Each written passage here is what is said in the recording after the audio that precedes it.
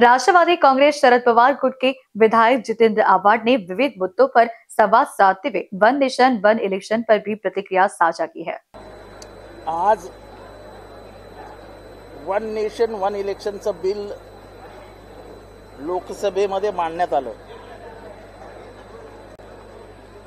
One nation one इलेक्शनचं bill हे माझ्या दृष्टीने भारतातील फेडरल स्ट्रक्चर जे आहे, राज्यांच्या अधिकारांवर गदा आणणारी पहिली सिस्टीम निर्माण होईल। राज्यांचं जे स्वत्व आहे,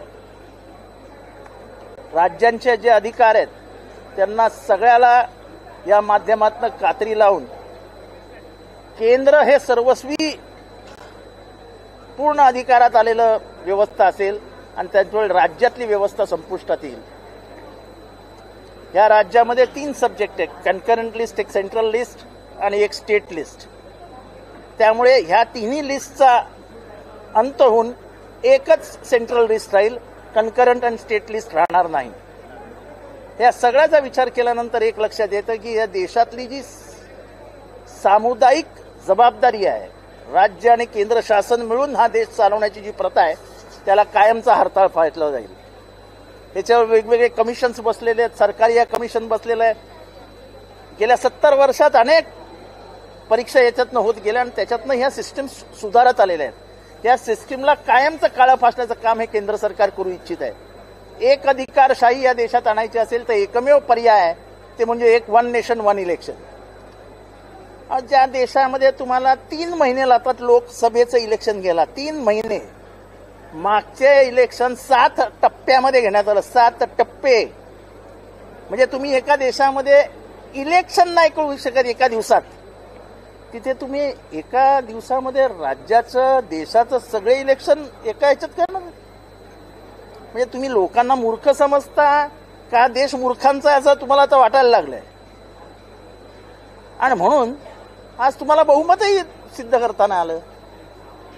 खरं तर तसं बघायला गेलं तर नैतिक पराभव आहे। आज 263 मतं मिळाली आहेत। याचा अर्थ एक तर नितीश कुमारनी तरी मतं दिलेली नाहीत, नाही तर नायडूंनी तरी मतं दिलेली नाही।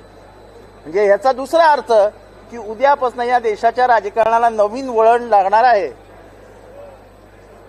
जर 263च्या ताकदीवरती या सरकार चालणार असेल तर ते चालणारच कसं? कारण का 274ची स्पष्ट मेजॉरिटी नसेल तर या सरकारला चालवताच येणार नाही।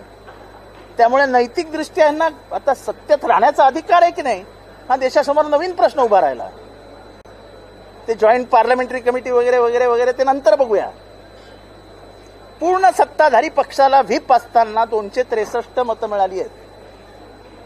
स्पष्ट बहुमत दाखवण्यासाठी लोकसभेमध्ये 274 मतं लागतात। त्यामुळे मला वाटतं की वन नेशन इलेक्शन ह्याच्यामध्ये आत्तापासून लोकांमध्ये जागरूकता आणली पाहिजे की राज्याचे अधिकार संपुष्टात येणार आहेत।